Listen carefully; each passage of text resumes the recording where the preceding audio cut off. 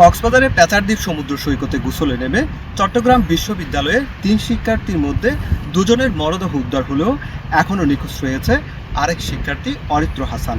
তাকে উদ্ধারে কার্যক্রম চালিয়ে যাচ্ছে জেলা প্রশাসন। একই সঙ্গে তাদের সঙ্গে উদ্ধার কার্যক্রম চালিয়ে যাচ্ছে লাইফগার্ড কর্মী, ফায়ার সার্ভিস, কোস্টগার্ড। সকাল থেকে কক্সবাজার সমুদ্র উপকূলের নাজিরাট্টেক, মহেশখালী এবং সোনাদিয়া দ্বীপে পায়ে হেঁটে তল্লাশি কার্যক্রম চালাচ্ছে লাইফগার্ড কর্মী এবং জেলা প্রশাসনের বিচ কর্মী।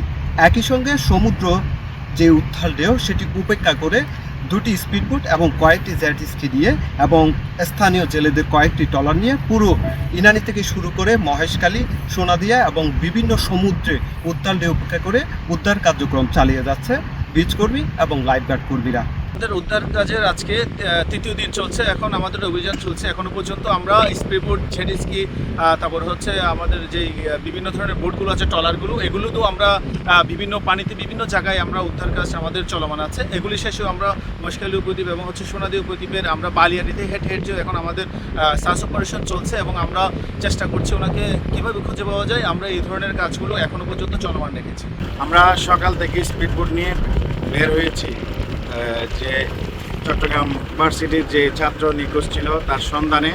আমরা সোনাদিয়া চ্যানেল, মহেশখালী চ্যানেল, পাটকালী, মোহনা থেকে শুরু করে সব জায়গায় দেখেছি, বঙ্গোপসাগরের মাঝখানে। এখন পর্যন্ত প্রায় 20 থেকে 25 কিলোমিটার পর্যন্ত আমরা সন্ধান করেছি। এখনও সাগর একটু উত্তাল থাকার কারণে আমরা বেশি ভিতরে গভীরে যেতে পারছি না। তো আমরা তারপর ওনার সন্ধান না পাওয়া পর্যন্ত আমাদের খোঁজ চলমান থাকবে।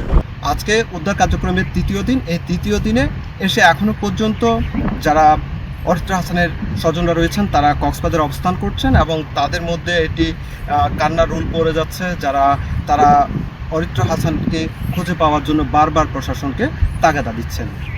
গত 8 জুলাই কক্সবাজারের প্যাচারদ্বীপ সমুদ্র সৈকতে গোসলে নেমে চট্টগ্রাম বিশ্ববিদ্যালয়ের 3 শিক্ষার্থী নিখোঁজ হন। তার কিছুক্ষণের মধ্যেই একজন শিক্ষার্থী শাবাবের মরদেহ প্যাচারদ্বীপ থেকে উদ্ধার করা হয়। এর পরদিন 26 ঘন্টা পর আরেক শিক্ষার্থী আসিফ আহমেদের মরদেহ উদ্ধার করা হয়, কিন্তু এখনো পর্যন্ত নিখোঁজ হয়েছে শিক্ষার্থী অরিত্র হাসান। মহেশখালী, সোনাদিয়া দ্বীপ থেকে সুজাউদ্দিন রুবেল, সময় সংবাদ, কক্সবাজার।